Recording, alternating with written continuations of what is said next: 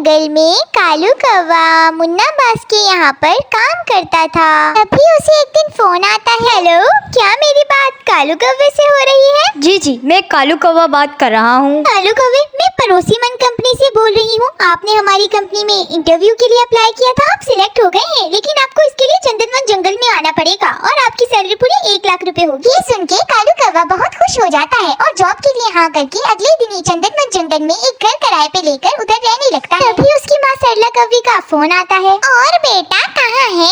अभी तुझे कमरा मिला के नहीं? माँ, मुझे कमरा मिल गया है। जो इस घर का मकान मालिक था उसे दूसरे जंगल जाने के लिए बहुत जल्दी थी, इसलिए मुझे ये कमरा जल्दी मिल गया और मैं यहाँ आ गया। बेटा, ये वही कमरा तो नहीं जिसके बारे में तूने मुझे बताया था? हाँ माँ, तो क्या हुआ? तुम इतनी परेशान क्यों हो गई? बेटा, तू वहाँ से चला जा, वहाँ पे भूत प्रेत रहते हैं। मेरी दोस्त की बेटी वहाँ पर रहती है, उसने बताया है मुझे। माँ, तुम्हें पता है मुझे इन भूत प्रेतों पर कुछ यकीन नहीं है। अब मैं फोन रखता हूँ, मुझे कुछ काम है।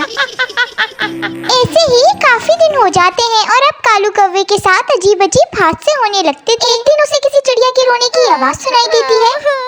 कालू उस आवाज को नजरअंदाज कर देता है। अगले दिन वो अपने पड़ोसी चीकू चौड़ा के पास जाता है। चीकू चौड़ा दरवाजा खोलता है। वो दिखने में बहुत ही अजीब था। चीकू चौड़ा, मुझे अपने घर में एक नौकरानी की जरूरत थी। क्या तुम एक नौकरानी को मेरे घर में भेज दोगे? मुझे बस तुमसे यही काम था। मुझे एक नौकरानी की ही जरूरत थी तुमसे। ये सब सुन के चीकू चौड़ा उसके मुंह पर दरवाजा बंद कर देता है और वहाँ से चला जाता है। अगले दिन कालू कौवा के घर टूनी चिड़िया आती है। जी, आप कौन है? मैं टूनी चिड़िया हूँ। मुझे आपके घर चीकू चौड़ा ने भेजा है। मैं बहुत ही अच्छे से काम करती हूँ सारे घर का। अब टूनी चिड़िया कालू कौवे के घर ही काम करती थी। एक दिन काम करते वक्त टूनी चिड़िया की गर्दन जोर जोर से झलकने लगती है। ये क्या कर रही हो टूनी? कुछ नहीं साहब, आप बताइए, क्या आपको मुझसे कुछ काम था? कालू कौवा इन सब हादसों से बहुत ही डर जाता है और वो अपने घर में पूजा करने की सोचता है। अगले दिन वो घर में पूजा की थाली लेकर पूजा कर रहा होता है। तभी टूनी चिड़िया अपने असल रूप में आ जाती है।